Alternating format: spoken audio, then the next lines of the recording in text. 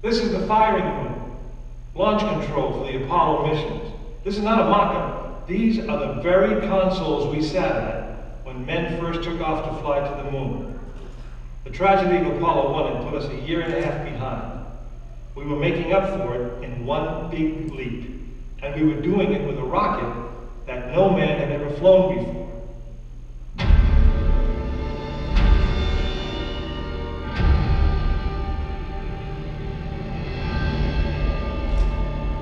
It was a few days before Christmas 1968 when Apollo 8 sat on the pad.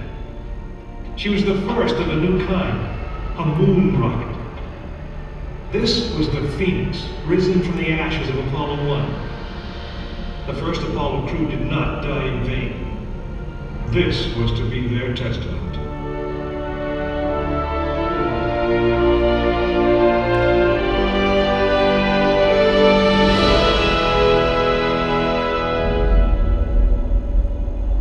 "36 stories high, she had been fully fueled throughout the night.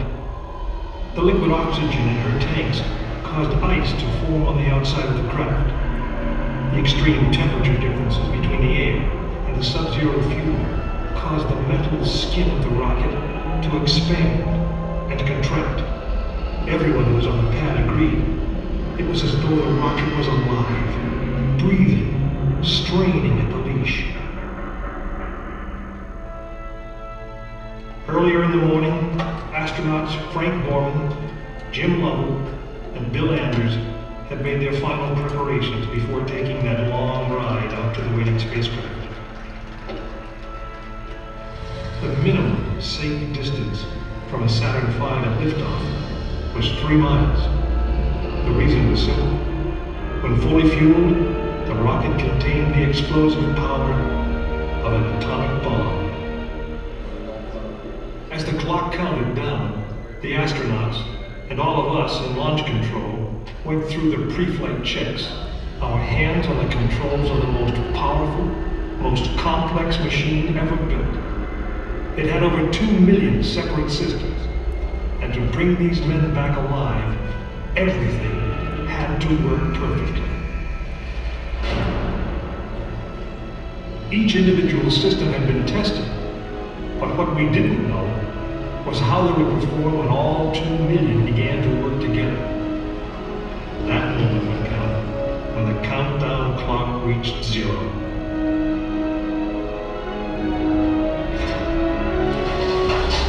If a maneuvering thruster failed, if communications broke down, if navigation was off by 1 degree, if any piece of the miles of wiring, circuits, relays, or valves was defective, Frank Borman, Jim Lovell, and Bill Anders would pay with their lives.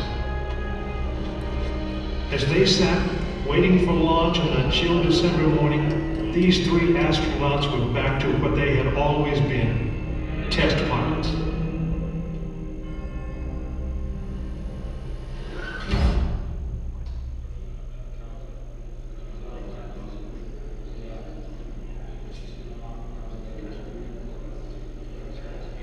You are now in the final minutes before the launch of Apollo 8, right here where it actually happened.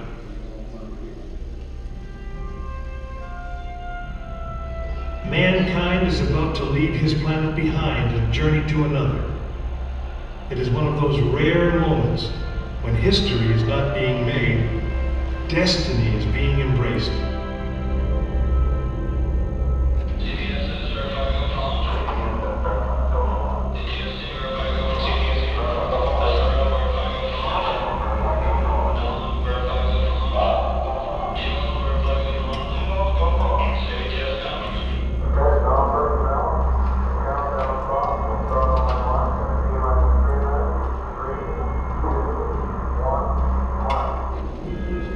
This is launch control, T-minus 3 minutes and counting.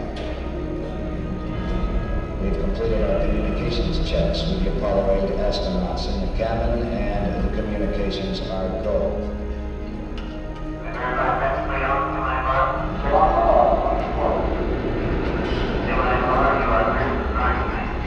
During this period, once we do get the firing command, the various tanks tanks within the 3 stages of the Saturn V launch vehicle begin to pressurize. We have firing command. The firing command is in. We're now on the automatic sequence. 2 minutes, 20 seconds.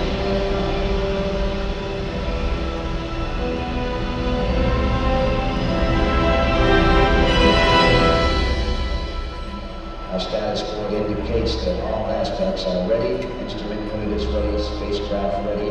Final check of the emergency detection system. That ready light also on.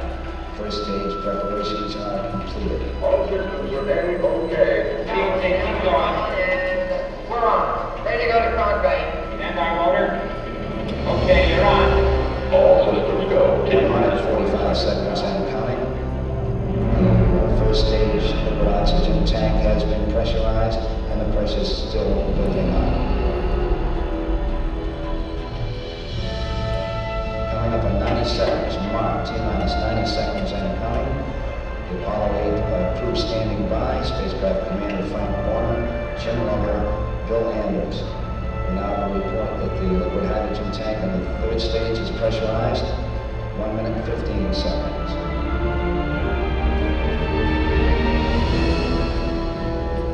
All third stage propellants pressurized at this time as we come up on the 60-second mark on the flight to the moon. T-minus 60 seconds and counting. The vehicle now is completely pressurized. We're coming up on power transfer shortly.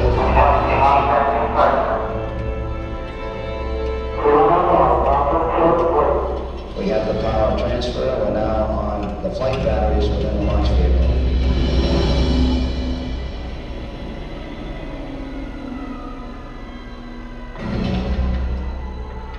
Final reports from Frank Borman at this time.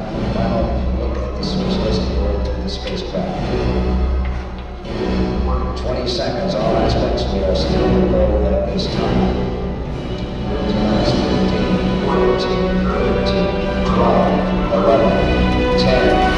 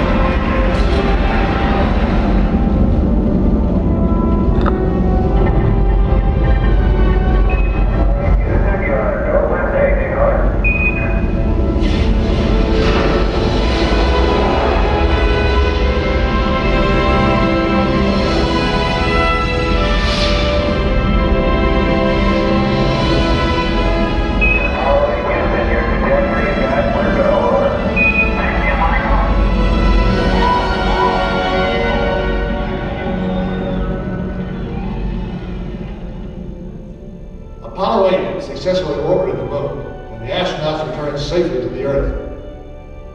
I know. I'm Jim Lovell, and I was one of the crew of this spacecraft, Apollo 8. We were the first men to see the surface of the moon from just a few miles away. But it was the hundreds of thousands of men and women who worked in that team, and the millions of people who supported the mission that really made it possible.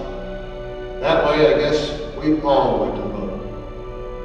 Now, on the other side of those doors, you'll find an actual Saturn V moon rocket. It's still the most powerful, the most complex machine ever built. And I guess it's the only one that can take you to another planet. I actually got to fly one on a second flight to the moon called Apollo 13. But that's another story.